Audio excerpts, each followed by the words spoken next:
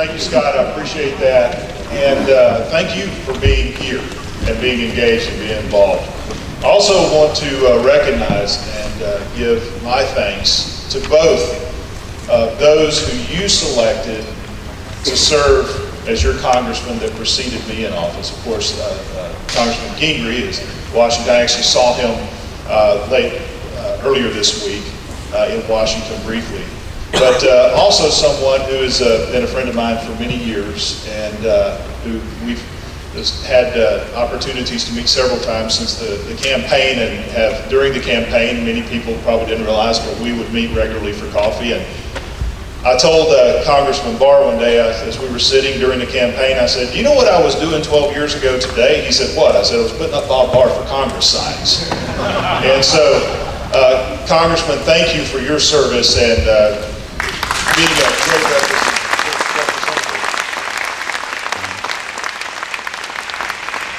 Both of these men served with honor and dignity, and we're very, very honored to have been represented in such a way. You know, it's an interesting place, Washington, D.C. People there don't think exactly the way that we think. Our founding fathers understood that that would be the case. But one thing that our founding fathers understood that we need to remember is what they were trying to attempt was something that many deemed was impossible. You see, they were creating a government unlike any other government that had ever been formed in the history of mankind. And it was the purpose of the government that was different, because it was the first time a government was being formed where the focus was on empowering the individual, not a collective.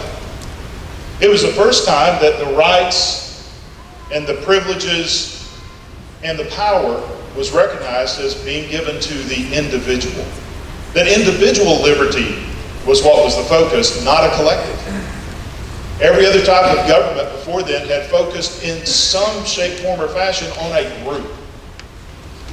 Whether it was by family or aristocracy or bloodline or religion, the focus was upon a group of people.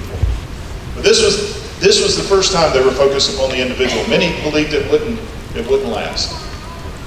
But there's a couple of things that they understood. One, when you empower the individual with their freedom of liberty, the freedom of thought, freedom of expression, and more importantly, their freedom to worship, freedom of religion, then the collective of a nation would be more empowered, and we would experience what we experienced over the past 200 plus years is something called American exceptionalism. And American exceptionalism isn't because of the government, it's because of the individual. But the other aspect of that is that although we are a group of individuals and we have our own ideas and our own thoughts and our own philosophies, we have to be unified under one common cause, or we'll continue to fight against each other. Right now, we're seeing a great movement in Washington, D.C. The press isn't speaking about it.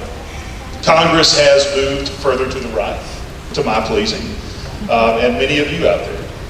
It's going to be incremental steps, as we've talked about. But even an article in Politico today, and Politico says, what happened to the do-nothing Congress? They're surprised that the largest Republican majority since the 1920s is actually beginning to move the ball. Now, of course, they cited a couple of things that the Democrats were brought in collusion with, but the other issues that they brought up were truly partisan Republican bills that have passed the House.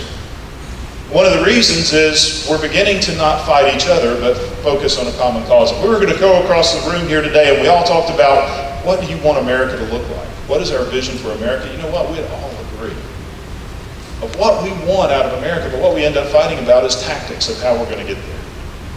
During the American Revolution, we struggled along up until about midway when George Washington found himself at Valley Forge, which historians will tell you was a turning point. The American Revolution. One of the reasons it was a turning point is because there was a German that showed up in camp, Baron von Steubeck, which people believe he really wasn't even a baron. He was a little bit crazy. But one thing he knew was how to bring order to the troops, and they started drilling on a regular basis. And George Washington started seeing they were coming together as one. Not individual colonies. There are states that were sending people to fight, and you had the rivalries between the Virginians and the Massachusetts militias. But they were becoming together as one. The other thing was the morale of the troops. And George Washington, after he had instituted the chaplain corps, had brought in local ministers to supplement the chaplains, and they had, as he called, mandatory Christian services, which was focused upon the morale of the troops. So between improving the morale, when you think they've lost the majority of the battles, they're hungry, they're starving, they're sick, it looks like they're not going to make it through the winter, but all of a sudden they're starting to improve their morale, and they're starting to work together as one. That's where we are. We're beginning to see a momentum shift in this nation. We just put out a post the other day on Facebook that I believe America's best days are ahead of us if we here today will come together and unite around our common cause, which our common cause here is a conservative platform that the Republican Party believes and still lives by, and it's a platform that was instituted by our founding fathers, that they believe that when God breathed life upon each individual, he gave them rights, he gave them freedom and liberty, and the government's only responsibility is to protect those rights and liberties. When we can unify around that, we'll begin to see a shift in this nation that will amaze others. One thing that my friend Bob Barr said during the campaign that resonated with me, and I've thought about this quite often, Bob. Bob said many times, we have to remember that the enemy is not in this room. The enemy is out there. The enemy are those people that, on Homeland Security, that we're spending a lot of time looking at right now, who cry death to America. They're those that seek to kill and destroy us because we believe in liberty. The enemy are those that seek to destroy the very foundation of this nation. The enemy is a strange ideology that our founding fathers totally opposed, but it began to predominate within our education systems, to begin to move upon even our closest governments to the people. That's the enemy, not the people that's sitting in the room here today. And Bob, I appreciate you bringing that up in almost every time that we had a debate. Let's identify who the enemy is, and the enemy is not the friend sitting next to you. When we walk out of here today, let's be unified as one by a common cause. Because that's what it's going to take to win. And I believe we can do this. I believe with all, if I didn't believe it, I wouldn't be in Washington fighting and taking the slings and arrows. Fishing on Lake Allatoona is a whole lot more pleasant than walking the halls of Capitol. I can tell you that. But we're only going to be able to do this if we're all as one. Now I'll close with this great illustration. If you've seen the movie Gladiator, when Maximus walks out into the arena and he finds out that they're reenacting the Battle of Carthage, which he knows was a massacre by the Romans against Hannibal, and of course he and the other gladiators are playing the role of Hannibal, he stands there and he realizes that they're about to be massacred. So he turns to the other gladiators and he says, how many of you have ever been in the army? A few of them raised their hand, and he said, well, let me tell you this, I know what's about to happen. We stand a much better chance of surviving if we work as one. So when the chariots came out, he told all of them, gather together. A couple of them tried to go out, and they were shot immediately with the arrows.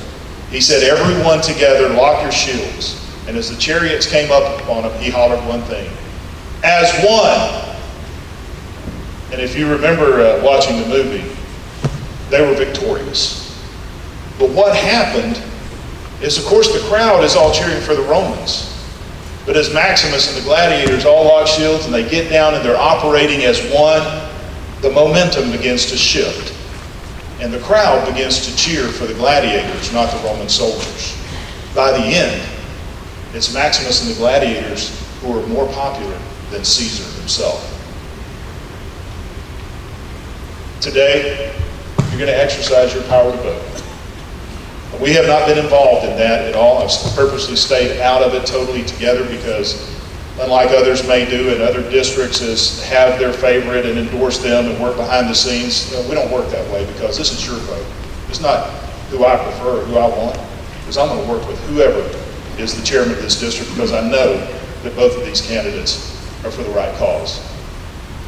So I want you to use your vote and your power. But when we walk out of here, let's be as one. God bless you. God bless America. And I believe our best days are ahead of us.